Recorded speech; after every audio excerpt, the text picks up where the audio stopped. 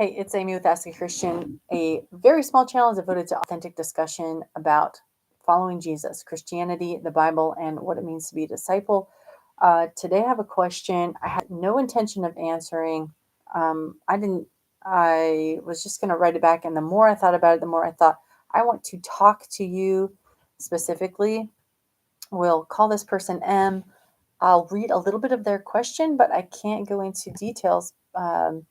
Just for fear of, you know, just for fear of outing her if somebody knows her situation or making her feel weird when she sees this.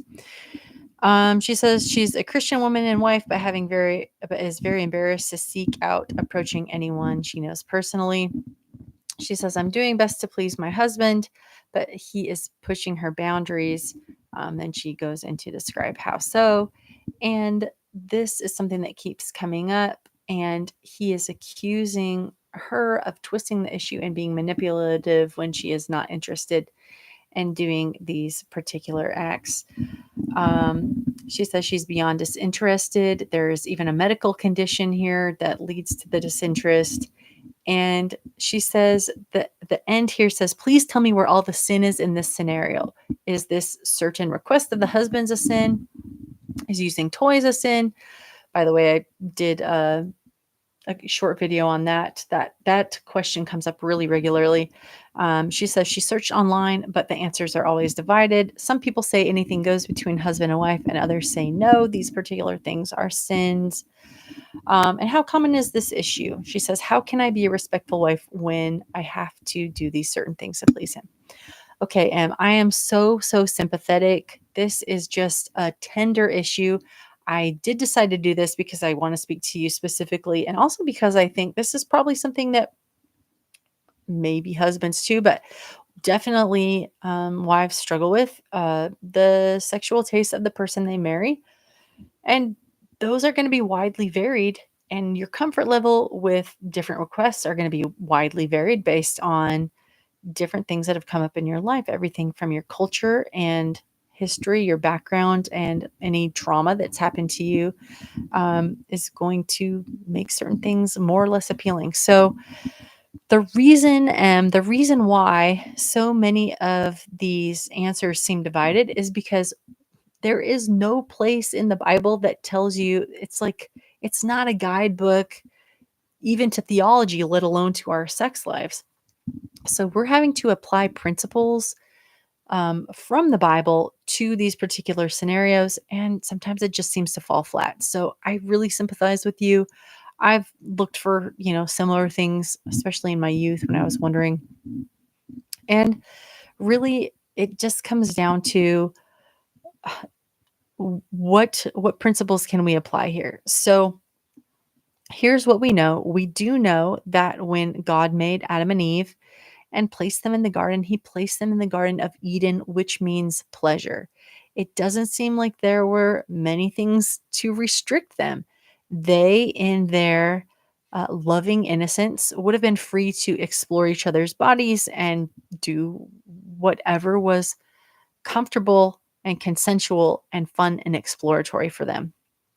I know even just talking about that frankly will make some people blush. So I'm kind of beyond that. But yeah, we were supposed to find incredible pleasure in each other's bodies. And there are other principles that Paul talks about that should govern our sexual relationships. That's something that we might apply here. And that is, he admonishes us not to deprive one another except for a short time. Like if we're fasting religiously or we're bringing something before the Lord, or we have like a particular reason to not have sex for a little while in our marriage. But that's another principle that may or may not apply to your situation, particularly with maybe seeking some medical advice or something like that. But beyond that, there's not a ton that seems applicable. Maybe you, as a viewer, can add some comments if you think of other things. But the main overall beauty of the government of God is that it is always other-centered, and it's never coercive. It's always about doing and thinking and feeling the best for the other person. So That's kind of my takeaway here, and that's why I think there may be some sin. I'm so hesitant to say that or even call it that, but there may be some sin, in this situation. I am personally of the opinion that, like I said, it seems like in the Garden of Eden, it was designed that anything that would bring mutual pleasure and that would be a blessing to both parties should go, and that's gonna change, as the people change. But there are things, even within married sexual relationships, that can be sin. And it's really one thing, but it's two, it's the it's the coin, it's a two-sided coin. Sorry, that took me like 5 minutes to say. But it's selfishness, right?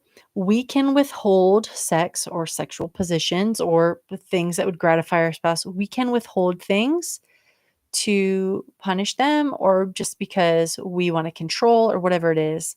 So our withholding can be a sin.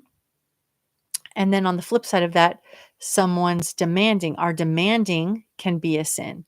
So if we are withholding, trying to not be vulnerable, trying to not meet a need just because we're upset or whatever, that's a that's an area of sin. But if we are not understanding our spouse and we continue to demand or ask for things in a coercive fashion, that causes someone pain and suffering, then that can also be a sin. I think that there has to be a way through this for you guys. I am not qualified to talk about this other than what I've already given my 2 cents for, but um, I I think there's got to be a way through. Because you said the relationship other than that is pretty healthy, like you enjoy each other in sort of the friendship sense, but this is where the struggle is. Yes, I know. I know that a lot of people are not interested in seeking professional help, but if you approach it um, from the viewpoint that you would like to be okay with it, you have these feelings, but maybe you'd like to discuss them with someone. Maybe it won't be threatening, and maybe you guys can talk about it together. Like, just talk about it from the place where you'd like to explore what's going on with you.